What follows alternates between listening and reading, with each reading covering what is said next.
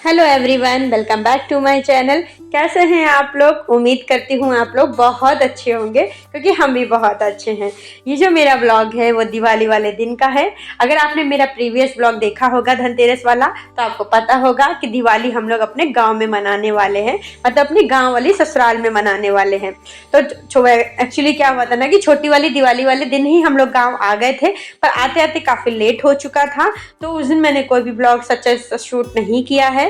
जो ब्लॉग है ये दिवाली वाले दिन का है, मॉर्निंग से ही स्टार्ट हो चुका है। ये मॉर्निंग के सुबह के 6:30 बज रहे हैं।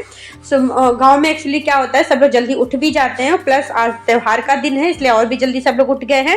और मम्मी जी तो मेरी हमेशा बहुत ही जल्दी उठ जाती हैं, तो सब लोग जल्दी से उठ गए हैं। साफ सफाई घर की हो चुकी है। ये मैंने चाय बनाई है और चाय बना के हम लोग सब साथ में चाय पीने जा रहे हैं।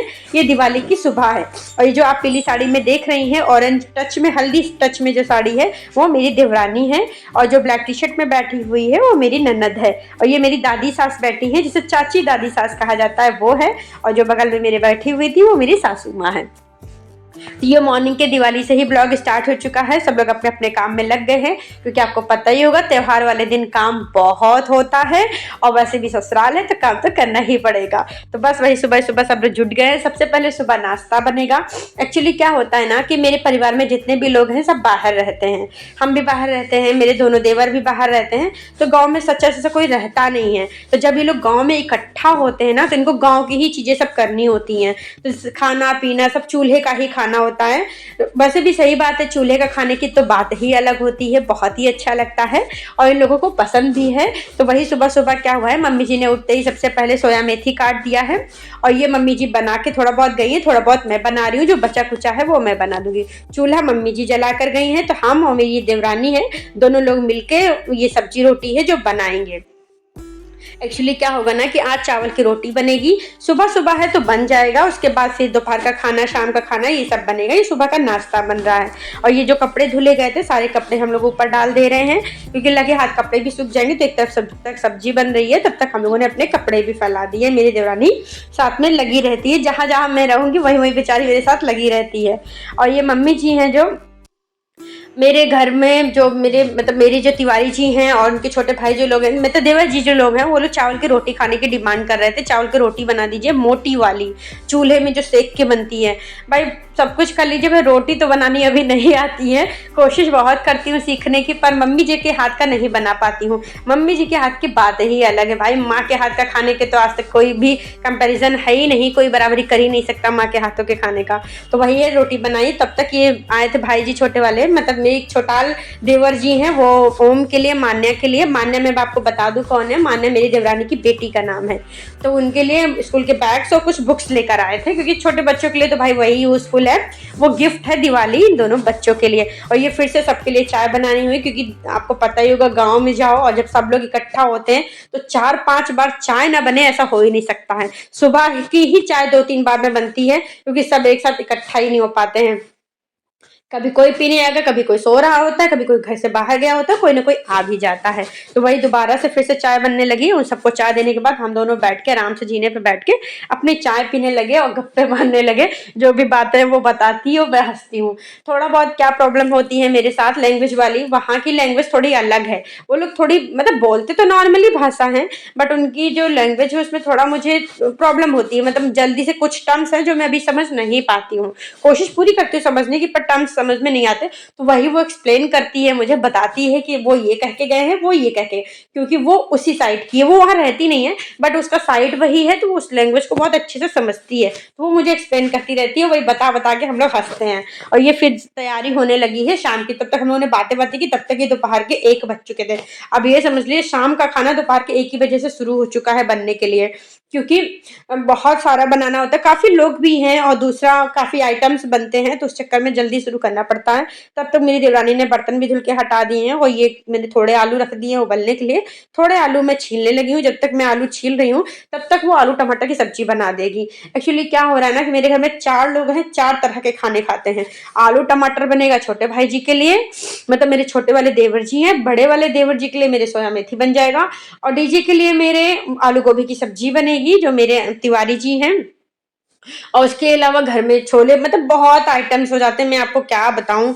जब सब लोग इकट्ठा होते हैं तो सबकी वैरायटी। मम्मी जी क्या करती हैं, जिसको जो जो पसंद है वो चीज बनवाती हैं। मतलब वही उनकी भी गलती नहीं है भाई, सारे बच्चे दूर रहते हैं, वही 4-5 दिन होता है जो सारे बच्चे एक साथ इकट्ठा होते हैं, तो वो यही सोचती हैं कि मैं क्या ना अपने बच्चों को खिला दूं कि बच्चे मेरे सब खा लें। वो तो हर माँ की सोच होती है, उनकी कुछ ज्यादा ही है।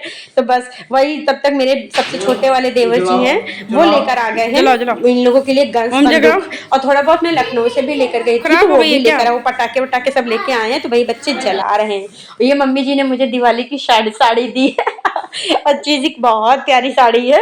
ये साड़ी मैं आपको दिखाऊंगी, मेरा भैया दूज वाला ब्लॉग देखिएगा, मैंने उसमें ये साड़ी पहनी हुई है। जो भैया मुझे ये साड़ी मिली थी वो भैया दूज वाले दिन मैंने पहनी है। मिल गई थी, फॉल पिको तो नहीं हो पाया था इतनी जल्दी, बट मैंने तब भी ड्रैप कर ली, मैंने कहा अच्छी भी लग रही है और मन भी मेरा बहुत था, तो मैंने वही पहन ली। ये साड़ी तो बहुत प्यारी साड़ी है, पर बाद में ये साड़ी एक्सचेंज हो गई थी, मैंने अपनी देवरानी से चेंज कर ली थी। उसने कहा भाभी आप ये ले लो, मैं ये ले लेती हूँ, तो मैंने कहा चलो ठीक है चेंज कर लेते हैं। उसके बाद में तिवारी जी सब लोग जुट गए हैं घर की साज सजावट में, क्योंकि अगर दिवाली में सजावट नहीं हुई तो फिर दिवाली किस बात की। और ये मेरे सबसे छोटे वाले देवर जी, चमन भाई जी इनका नाम है, ये लाइटिंग का, सारे लोग मिलकर लाइटिंग का काम करने लगे हैं। और ये मैं मेन गेट सजाने लगी हूँ बंधनवार बना के।